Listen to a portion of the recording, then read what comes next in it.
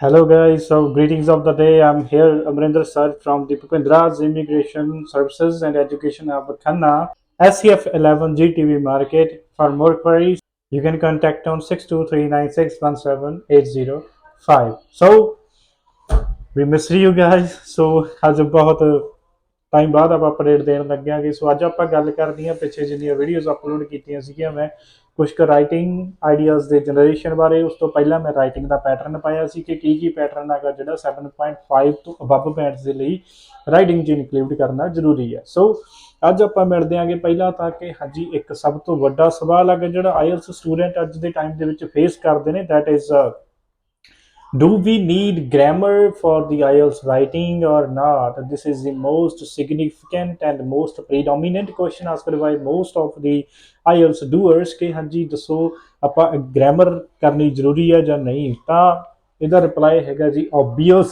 yes, the grammar is much more important in the case of IELTS writing. So structure ਕੀ ਰਹਿਣਾ ਚਾਹੀਦਾ, pattern ਕੀ ਰਹਿਣਾ ਚਾਹੀਦਾ, ਠੀਕ ਹੈ। ਕਮੈਂਟ ਸੈਸ਼ਨ ਦੇ ਵਿੱਚ ਮੈਨੂੰ ਕੁਝ ਕੁ ਕਮੈਂਟਸ ਬੱਚਿਆਂ ਦੇ ਮਿਲੇ ਸੀਗੇ ਤੇ ਉਸ ਬੇਸ ਤੇ ਅੱਜ ਦੀ ਵੀਡੀਓ ਵੀ ਜਿਹੜੀ ਆਪਾਂ ਅਪਲੋਡ ਕਰਨ ਲੱਗੇ ਆ। ਸੋ ਬਾਹਲਾ ਟਾਈਮ ਵੇਸਟ ਨਾ ਕਰਦੇ ਹੋਏ ਚਲੋ ਫਿਰ ਅੱਜ ਆਪਾਂ ਮੂਵ ਔਨ ਕਰਦੇ ਆ। ਸੋ ਮੂਵ ਔਨ ਕਰਨ ਤੋਂ ਪਹਿਲਾਂ ਠੀਕ ਹੈ ਸਭ ਦਾ ਮੇਰੇ ਭੁਪਿੰਦਰ ਆਇਲਸ ਚੈਨਲ ਦੇ ਉੱਤੇ ਬਹੁਤ ਬਹੁਤ ਸਵਾਗਤ ਹੈ ਜੀ, ਠੀਕ ਹੈ। ਤੇ ਜਿਹੜੇ ਨਵੇਂ ਵਿਊਅਰਸ ਨੇ ਮੇਕ ਸ਼ੋਰ ਜਿਨ੍ਹਾਂ ਨੇ ਹਜੇ ਤੱਕ ਸਬਸਕ੍ਰਾਈਬ ਨਹੀਂ ਕਰਿਆ ਤਾਂ ਚੈਨਲ ਨੂੰ ਪਲੀਜ਼ ਸਬਸਕ੍ਰਾਈਬ ਕਰ ਲਓ ਬਿਕਾਜ਼ ਬਹੁਤ ਸੋਹਣਾ ਕੰਟੈਂਟ ਆ ਜਿਹੜਾ ਆਨ ਦਾ ਵੇ ਆ, ਠੀਕ ਹੈ। ਤੇ ਆਈ ਮੇਕ ਯੂ ਸ਼ੋਰ ਕਿ ਜੀ ਬਹੁਤ ਵਧੀਆ ਬੈਂਡ ਐਕਵਾਇਰ ਕਰਕੇ ਤੁਸੀਂ ਸਕਸੈਸਫੁਲ ਹੋਵੋਗੇ ਆਪਣੀ ਲਾਈਫ ਦੇ ਵਿੱਚ, ਕਿਉਂਕਿ ਮੈਂ ਪਰਸਨਲੀ ਚਾਹੂੰਗਾ ਕਿ ਕੋਈ ਬੱਚਾ ਜਿਹੜਾ ਆਇਲਸ ਦੇ ਕੇਸ ਦੇ ਵਿੱਚ ਨਿਰਾਸ਼ ਨਾ ਹੋਵੇ। ਸਭ ਦੇ ਜੋ ਡਿਜ਼ਾਇਰਡ ਬੈਂਡ ਨੇ ਸਭ ਦੇ ਆਉਣ, ਮਹਾਰਾਜ ਸਭ ਤੇ ਕਿਰਪਾ ਰੱਖਣ ਆਪਣੀ, ਮਤਲਬ ਸਭ ਤੇ ਕਿਰਪਾ ਰੱਖਣ ਆਪਣੀ। ਸੋ ਆਪਾਂ ਮੂਵ ਔਨ ਕਰਦੇ ਆਂਗੇ ਜੀ ਹੁਣ। ਸੋ ਗ੍ਰਾਮਰ ਅੱਗੇ ਜਿਹੜੀ ਆਇਲਸ ਰਾਈਟਿੰਗ ਦੇ ਲਈ ਜ਼ਰੂਰੀ ਹੈ ਜਾਂ ਨਹੀਂ ਹੈ, obviously grammar is much more important. So ਆਪਾਂ ਨੇ ਕਰਨਾ ਕੀ ਆ, ਦੇਖੋ ਅਗਰ ਤੁਸੀਂ ਆਇਲਸ ਦੀ ਰਾਈਟਿੰਗ ਕਰਨੀ ਹੈ then you must have the knowledge about the present indefinite tense, the voice and also about the modals। ਸੋ ਆਪਾਂ ਨੂੰ ਕਰਨਾ ਕੀ ਪੈਂਦਾ ਆ, ਠੀਕ ਹੈ। ਦੇਖੋ ਹੁਣ ਧਿਆਨ ਦਿਓ, ਦੋ ਚੀਜ਼ਾਂ ਦੇ ਵਿਚਾਲੇ ਪਹਿਲਾਂ ਡਿਫਰੈਂਸ ਸਮਝਣਾ ਆਪਾਂ ਨੂੰ ਬਹੁਤ ਜ਼ਿਆਦਾ ਮੈਂਡੇਟਰੀ ਆ, ਇੱਕ ਟੈਂਸ ਦੇ ਵਿੱਚ ਤੇ ਇੱਕ ਵੌਇਸ ਦੇ ਵਿੱਚ। ਬੱਚੇ ਇਹਨਾਂ ਦੋਹਾਂ ਚੀਜ਼ਾਂ ਦੇ ਵਿੱਚ ਬਹੁਤ ਜ਼ਿਆਦਾ ਕਨਫਿਊਜ਼ ਹੁੰਦੇ ਨੇ ਕਿ where to use the tense and where to use the voice, because ਆਪਾਂ ਨੂੰ ਕਰਨਾ ਕੀ ਪੈਂਦਾ ਹੈਗਾ ਕਿ ਰਾਈਟਿੰਗ ਲਿਖਦੇ ਟਾਈਮ ਬਹੁਤ ਜ਼ਿਆਦਾ ਡਿਫਰੈਂਟ ਸੋਰਟਸ ਆਫ ਸਟਰਕਚਰ ਨੇ, ਪੈਟਰਨ ਨੇ ਜਿਹੜੇ ਆਪਣੇ ਸਾਹਮਣੇ ਆਉਂਦੇ ਨੇਗੇ ਤੇ ਅਕੋਰਡਿੰਗ ਟੂ ਦਾ ਸੈਂਸ ਕਿਹੜਾ ਸੈਂਟੈਂਸ ਹੈਗਾ ਜਿਹੜਾ ਉੱਥੇ ਐਪਰੋਪ੍ਰੀਏਟ ਲੱਗ ਰਿਹਾ ਆਪਾਂ ਉਹਦੇ ਅਕੋਰਡਿੰਗ ਹੀ ਮੂਵ ਔਨ ਹੋਵਾਂਗੇ। ਸੋ ਕਰਨਾ ਕੀ ਪੈਂਦਾ ਹੈਗਾ ਗਾਇਸ, ਦੇਖੋ ਟੈਂਸ ਜਾਂ ਵੌਇਸ ਦੇ ਕੇਸ ਦੇ ਵਿੱਚ ਪਹਿਲਾਂ ਆਪਾਂ ਇਹਨਾਂ ਦੋਹਾਂ ਚੀਜ਼ਾਂ ਦੇ ਵਿਚਾਲੇ ਡਿਫਰੈਂਸ ਅੱਛੀ ਤਰ੍ਹਾਂ ਸਮਝ ਲਈਏ। ਦੇਖੋ what is the tense now. Tense ਕਹਿੰਦਾ ਆ ਕਿ ਦੇਖੋ ਮੈਨੂੰ ਜਿਹੜਾ ਤੁਸੀਂ ਮਰਜ਼ੀ ਸਬਜੈਕਟ ਦੇ ਦਿਓ, ਠੀਕ ਹੈ। ਲਿਵਿੰਗ ਦੇ ਦਿਓ, ਨॉन ਲਿਵਿੰਗ ਦੇ ਦਿਓ। We have two types of subjects in the whole world, ਇੱਕ ਲਿਵਿੰਗ ਹੁੰਦੇ ਨੇ ਇੱਕ ਨॉन ਲਿਵਿੰਗ ਹੁੰਦੇ ਨੇ। ਸਬਜੈਕਟ ਦੇ ਦਿਓ, ਲਿਵਿੰਗ ਦੇ ਦਿਓ, ਨॉन ਲਿਵਿੰਗ ਦੇ ਦਿਓ ਤੇ ਟੈਂਸ ਕਹਿੰਦਾ ਆ ਕਿ ਉੱਥੇ ਐਨੀ ਫਾਰਮ ਆਫ ਵਰਬ ਲਗਾ ਦਿਓ ਤੁਸੀਂ। ਵਰਬ ਦੀਆਂ ਆਪਾਂ ਕਿੰਨੀਆਂ ਫਾਰਮਸ ਹੋਣੀਆਂ ਨੇ, 3। There are 5 forms of verbs guys. 5 form of verbs ਦੇ ਵਿੱਚੋਂ ਜਿਹੜਾ ਮਰਜ਼ੀ ਆਪਾਂ ਟੈਂਸ ਦੇ ਸਬਜੈਕਟ ਦੇ ਨਾਲ ਕੋਈ ਵੀ ਪੰਜਾਂ ਦੇ ਵਿੱਚੋਂ ਜਿਹੜੀ ਮਰਜ਼ੀ ਫਾਰਮ ਆਫ ਵਰਬ ਤੁਸੀਂ ਐਡ ਕਰ ਲਓ ਤੇ ਉਹ ਜਿਹੜੀ ਚੀਜ਼ ਬਣੇਗੀ ਉਹ ਕਿਹਦੇ ਰੂਲ ਦੇ ਅਕੋਰਡਿੰਗ ਬਣੇਗੀ, ਟੈਂਸ ਦੇ ਰੂਲ ਦੇ according. For example if I say ਕਿ I am teaching you, right, I am teaching you. ਪਰ ਸ਼ਰਤ ਕੀ ਰਹਿੰਦੀ ਆ ਟੈਂਸ ਦੀ, ਟੈਂਸ ਕਹਿੰਦਾ ਆ ਕਿ ਮੇਰਾ ਸਬਜੈਕਟ ਹੈ ਉਹ ਡੂਅਰ ਹੋਣਾ ਚਾਹੀਦਾ। ਡੂਅਰ ਮੀਨ ਟੂ ਸੇ ਆਪ ਕੰਮ ਕਰਦਾ ਹੋਣਾ ਚਾਹੀਦਾ ਮੇਰਾ ਸਬਜੈਕਟ ਹੈਗਾ ਜੋ। Let's suppose that if I say ਕਿ ਜੀ ਆਈ ਐਮ ਟੀਚਿੰਗ ਯੂ, ਤਾਂ ਇਹਦੇ ਵਿੱਚ ਦੇਖਣ ਵਾਲੀ ਚੀਜ਼ ਇਹੀ ਹੈਗੀ ਕਿ ਮੈਂ ਅਗਰ ਟੀਚ ਕਰ ਰਿਹਾਗਾ ਤਾਂ ਮੈਂ ਖੁਦ ਕੰਮ ਕਰ ਰਿਹਾ ਜਾਂ ਫਿਰ ਕਿਸੇ ਤੋਂ ਕਰਾ ਰਿਹਾ। Obvious I am doing the work by my self, ਮੈਂ ਆਪ ਹੀ ਕੰਮ ਕਰ ਰਿਹਾਗਾ। ਸੋ ਮੈਂ ਜਿਹੜਾ ਇੱਥੇ ਸਬਜੈਕਟ ਆ ਜਿਹੜੀ ਇਹ ਚੀਜ਼ ਬਣ ਗਈ ਕਿ ਆਈ ਐਮ ਟੀਚਿੰਗ ਯੂ, ਇਹ ਚੀਜ਼ ਬਣੀ ਹੈਗੀ according to the tens pattern, ਹੈ ਨਾ। ਇਹ ਸਾਡਾ ਜਿਹੜਾ ਪੈਟਰਨ ਬਣਿਆ ਟੈਂਸ ਦਾ ਬਣਿਆ। ਨੈਕਸਟ ਕੇਸ ਜਿਹੜਾ ਆ ਜਾਂਦਾ ਹੈਗਾ, ਠੀਕ ਹੈ। ਹੁਣ ਵੌਇਸ ਦਾ ਸਬਜੈਕਟ ਕੀ ਕਹਿੰਦਾ ਹੈ, ਵੌਇਸ ਦਾ ਸਬਜੈਕਟ ਇਹ ਗੱਲ ਕਹਿੰਦਾ ਆ ਕਿ ਵੌਇਸ ਕਹਿੰਦੀ ਹੈ ਮੈਨੂੰ ਵੀ ਜਿਹੜਾ ਮਰਜ਼ੀ ਸਬਜੈਕਟ ਤੁਸੀਂ ਦੇ ਦਿਓ, ਲਿਵਿੰਗ ਦੇ ਦਿਓ, ਨॉन ਲਿਵਿੰਗ ਦੇ ਦਿਓ। ਵੌਇਸ ਕਹਿੰਦੀ ਹੈਗੀ ਕਿ helping verb is the mandatory one. Voice ਕਹਿੰਦੀ ਆ ਕਿ ਜਿਹੜਾ ਮੇਰਾ ਸਬਜੈਕਟ ਹੋਊਗਾ ਉਹਦੇ ਨਾਲ ਹੈਲਪਿੰਗ ਵਰਬ ਲੱਗਣੀ ਐਟ ਮੋਸਟ ਇੰਪੋਰਟੈਂਟ ਆ।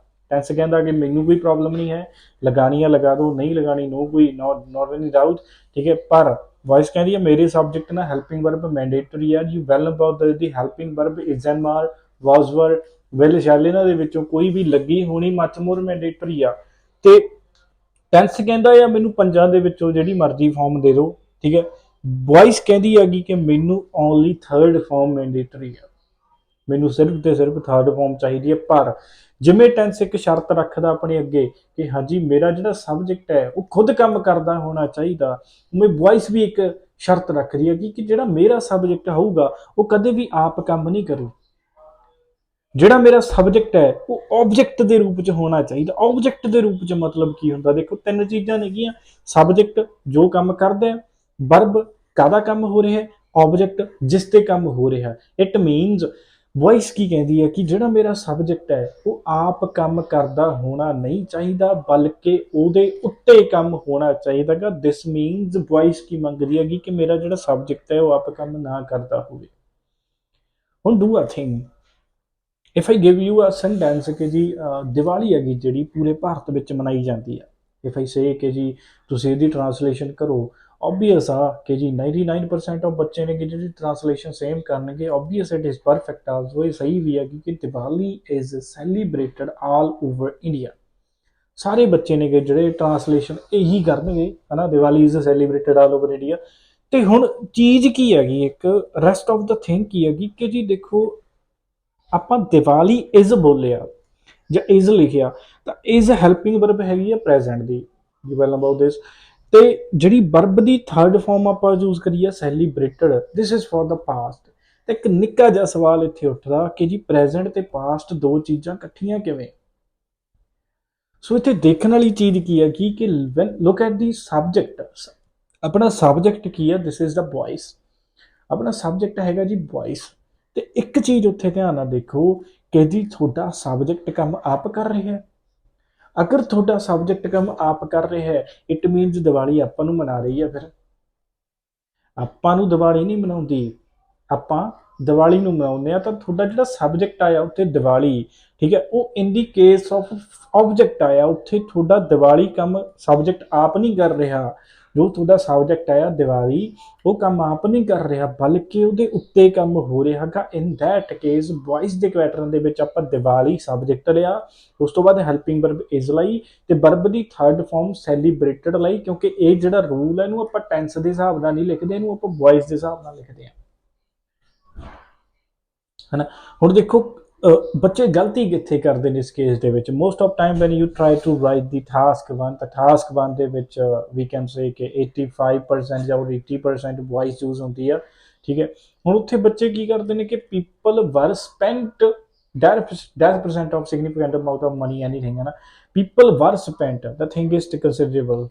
ਹੁਣ ਦੇਖੋ people were spent, it means ਹੁਣ ਪੀਪਲ ਦੇ ਨਾਲ ਆਪਾਂ ਵਰ ਹੈਲਪਿੰਗ ਵਰਬ ਲਾਈ ਤੇ ਵਰਬ ਦੀ ਥਰਡ ਫਾਰਮ ਲਾਈ, ਇਹ ਪੈਟਰਨ ਬਣ ਗਿਆ ਵੌਇਸ ਦਾ। ਜਦ ਕਿ ਵੌਇਸ ਨੇ ਸ਼ਰਤ ਕੀ ਰੱਖੀ ਸੀਗੀ, ਸ਼ਰਤ ਵੌਇਸ ਨੇ ਇਹ ਰੱਖੀ ਸੀਗੀ ਕਿ ਜੀ ਮੇਰਾ ਜਿਹੜਾ ਸਬਜੈਕਟ ਆ ਉਹ ਕਦੇ ਵੀ ਕੰਮ ਆਪ ਕਰਦਾ ਨਹੀਂ ਹੋਣਾ ਚਾਹੀਦਾ। ਤਾਂ ਹੁਣ ਇੱਥੇ ਚੀਜ਼ ਕੀ ਹੋਈ ਕਿ ਪੀਪਲ ਵਰ ਸਪੈਂਟ, ਪੀਪਲ ਤੁਹਾਡਾ ਸਬਜੈਕਟ ਸੀਗੇ। ਦੇਖੋ ਪੈਸੇ ਕਿਹਨੇ ਖਰਚੇ ਨੇ, ਆਬਵੀਅਸ ਆ ਲੋਕਾਂ ਨੇ ਖਰਚੇ ਨੇਗੇ। ਤਾਂ ਜਿੱਥੇ ਤੁਹਾਡਾ ਸਬਜੈਕਟ ਕੰਮ ਆਪ ਕਰੇ ਉੱਥੇ ਟੈਂਸ ਯੂਜ਼ ਹੋਣਾ ਚਾਹੀਦਾ ਹੈਗਾ, but you are using voice people were spent, it means ਲੋਕਾਂ ਨੇ ਪੈਸੇ ਨਹੀਂ ਖਰਚੇ, ਪੈਸਿਆਂ ਨੇ ਲੋਕਾਂ ਨੂੰ ਖਰਚਿਆ। ਪੀਪਲ ਵਰ ਸਪੈਂਟ, ਲੋਕ ਖਰਚੇ ਗਏ।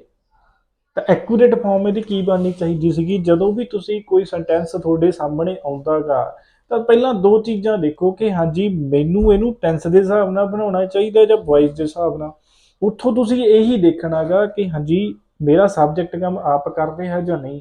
ਅਗਰ ਉਹ ਆਪ ਕੰਮ ਕਰ ਰਿਹਾ ਹੈ ਤਾਂ firstly understand the sense of the sentence, ਕਿਉਂਕਿ ਸੈਂਟੈਂਸ ਦੀ ਸੈਂਸ ਆ ਜਿਹੜੀ ਬਹੁਤ ਤਰ੍ਹਾਂ ਦੀ ਹੁੰਦੀ ਆ ਪੂਰੀ ਆਇਲਸ ਦੇ ਵਿੱਚ। Let us suppose that if you are writing any imagination sentence, most of ਬੱਚੇ ਕੀ ਕਰਦੇ ਨੇ ਕਿ if people would start to use the less vehicles, ਹੈ ਨਾ। If people would start to use the less vehicle, you are using the modal of imagination would use ਕਰ ਰਹੇ ਹੋ ਨਾ। ਪਰ ਤੁਸੀਂ ਨੈਕਸਟ ਫਾਰਮ 'ਚ ਕੀ ਕਰ ਰਹੇ ਹੋ, ਦੈਨ ਪੋਲਿਊਸ਼ਨ ਇਜ਼ ਡਿਕਰੀਜ਼ਡ। ਹੁਣ ਆਪਾਂ ਸੈਂਸ ਆਫ ਕੀ ਕਹਿ ਰਹੀ ਹੈ ਸੈਂਟੈਂਸ ਦੀ ਕਿ it is the imagination sentence, ਜਿਹੜਾ ਹਜੇ ਤੱਕ ਕੰਮ ਹੋਇਆ ਨਹੀਂ ਹੈਗਾ ਆਪਾਂ ਉਹਦੀ ਸੈਂਸ ਵਰਤ ਰਹੇ ਹਾਂ। ਇਫ ਪੀਪਲ ਵੁੱਡ, ਇੱਥੇ ਆਪਾਂ ਨੇ ਵੁੱਡ ਲਿਆ ਤੇ ਵੈਰੀ ਨੈਕਸਟ ਲਾਈਨ ਦੇ ਵਿੱਚ you are using the helping verb of present.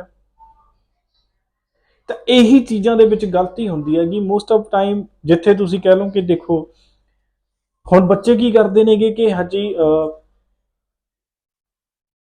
Pollution decrease ਹੋ ਸਕਦਾ ਹੈ। ਮੰਨ ਲਓ ਇਹ ਚੀਜ਼ ਹੈਗੀ ਕਿ ਜੇ ਘੱਟ ਕਾਰਾਂ ਵਰਤੀਆਂ ਜਾਣ ਤਾਂ ਪੋਲਿਊਸ਼ਨ ਹੈਗਾ ਜਿਹੜਾ ਉਹ ਡਿਕਰੀਜ਼ ਹੋ ਸਕਦਾ ਹੈ। ਹੁਣ ਪੋਲਿਊਸ਼ਨ ਹੈਗਾ, ਪੋਲਿਊਸ਼ਨ ਕੈਨ ਡਿਕਰੀਜ਼ ਹੈ ਨਾ, ਤੁਸੀਂ ਕੈਨ ਵੀ ਡਿਕਰੀਜ਼ਡ ਲਿਖ ਦਿੰਦੇ ਹੋਗੇ ਇਹ ਚੀਜ਼, ਠੀਕ ਹੈ। ਹੁਣ ਉੱਥੇ ਚੱਕਰ ਕੀ ਹੈਗਾ, ਦੇਖੋ ਹੁਣ can we decreased, it is the ability of the pollution. You are representing ਆਪਣੇ ਕੈਨ ਵਰਤਿਆ, ਤੇ ਕੈਨ ਆਪਾਂ ਨੂੰ ਅੱਛੀ ਤਰ੍ਹਾਂ ਪਤਾ ਹੈਗਾ ਕਿ in case of ability use ਹੁੰਦਾ ਹੈ ਨਾ। ਤੇ ਅਬਿਲਿਟੀ ਦੇ ਕੇਸ ਦੇ ਵਿੱਚ ਪੋਲਿਊਸ਼ਨ 'ਚ ਖੁਦ 'ਚ ਇੰਨੀ ਅਬਿਲਿਟੀ ਨਹੀਂ ਹੈਗੀ ਕਿ ਉਹ ਖੁਦ ਹੀ ਇਨਕਰੀਜ਼ ਹੋ ਸਕੇ ਤੇ ਖੁਦ ਹੀ ਡਿਕਰੀਜ਼ ਹੋ ਸਕੇ। ਤੇ ਇਹ ਸੈਂਸ ਦੀ ਸੈਂਟੈਂਸ ਸੀਗੀ ਜਿਹੜੀ this is according to the estimate, ਤੇ ਉੱਥੇ ਫਿਰ ਕੈਨ ਨਹੀਂ ਯੂਜ਼ ਹੋਣਾ, ਉੱਥੇ ਮੇ ਔਰ ਮਾਈਟ ਯੂਜ਼ ਹੋਊਗਾ ਕਿ pollution may be decreased. This is the sense of the sentence ਕਿ ਜਿੱਦਾਂ ਦਾ ਸੈਂਟੈਂਸ ਆਪਾਂ ਕਰ ਰਹੇ ਹਾਂ, ਜਿੱਦਾਂ ਦੀ ਸੈਂਸ ਕਰ ਰਹੇ ਹਾਂ। ਹੁਣ ਦੇਖੋ ਟੈਂਸ ਤੇ ਵੌਇਸ ਦਾ ਪੈਟਰਨ ਹੈਗਾ ਜਿਹੜਾ ਇਹ ਹੈਗਾ ਟੈਂਸ ਦੇ ਅਕੋਰਡਿੰਗ। ਹੁਣ ਦੇਖੋ ਜਿਹੜੀ ਵੌਇਸ ਆ ਗਈ, ਵੌਇਸ ਨੂੰ ਆਪਾਂ ਆ ਪੈਟਰਨ ਨਾਲ subject helping verb the third farm, ਕਿ ਤੁਹਾਡਾ ਸਬਜੈਕਟ ਕੰਮ ਆਪ ਨਹੀਂ ਕਰਦਾ, ਉਹਦੇ ਉੱਤੇ ਕੰਮ ਹੋ ਰਿਹਾ। ਹੁਣ ਇਹੀ ਕੇਸ ਮਡਾਲ ਦੇ ਵਿੱਚ ਹੋ ਸਕਦਾ, you well about the modals can, could, may, might, should, would, must, something like this, ਹਨਾ। ਹੁਣ ਸੇਮ ਕੇਸ ਤੁਹਾਡਾ ਮਡਾਲ ਦੇ ਵਿੱਚ ਆ ਸਕਦਾ। ਮਡਾਲ ਦੇ ਕੇਸਿਸ ਦੇ ਵਿੱਚ ਵੀ ਦੋ ਤਰ੍ਹਾਂ ਦੇ ਸਬਜੈਕਟ ਹੁੰਦੇ ਨੇ, ਇੱਕ ਤਾਂ ਉਹ ਜਿੱਥੇ ਸਬਜੈਕਟ ਤੁਹਾਡਾ ਖੁਦ ਕੰਮ ਕਰ ਰਿਹਾ, ਦੂਜਾ ਉਹ ਜਿੱਥੇ ਸਬਜੈਕਟ ਦੇ ਉੱਪਰ ਕੰਮ ਹੁੰਦਾ। ਹੁਣ ਕੋਈ ਬੰਦਾ ਕਹਿ ਦੇਵੇ ਕਿ ਜੀ ਨਸ਼ਿਆਂ ਤੇ ਪਾਬੰਦੀ ਲੱਗਣੀ ਚਾਹੀਦੀ ਹੈ, ਤਾਂ ਤੁਸੀਂ ਨਸ਼ਿਆਂ ਨੂੰ ਡਰੱਗਸ ਨੂੰ ਸਬਜੈਕਟ ਲਾਓਗੇ। ਦੂਸਰਾ ਉੱਥੇ ਤੁਹਾਨੂੰ ਮਡਾਲ ਯੂਜ਼ ਕਰਨਾ ਪੈ ਰਿਹਾ ਹੈ, ਠੀਕ ਹੈ। ਹੁਣ ਦੇਖੋ ਇੱਥੋਂ ਪਤਾ ਕਿਵੇਂ ਲੱਗੂ ਕਿ ਸਬਜੈਕਟ ਖੁਦ ਕੰਮ ਕਰ ਰਿਹਾ ਜਾਂ ਨਹੀਂ, ਤਾਂ ਨਸ਼ਿਆਂ ਤੇ ਪਾਬੰਦੀ ਲੱਗਣੀ ਚਾਹੀਦੀ ਆ। ਤਾਂ ਨਸ਼ੇ ਦੇਖੋ ਵੀ ਨਸ਼ੇ ਕਿਸੇ ਹੋਰ ਚੀਜ਼ ਤੇ ਪਾਬੰਦੀ ਲਾ ਰਹੇ ਨੇ ਜਾਂ ਉਹਨਾਂ ਦੇ ਖੁਦ ਉੱਤੇ ਲੱਗ ਰਹੀ ਆ।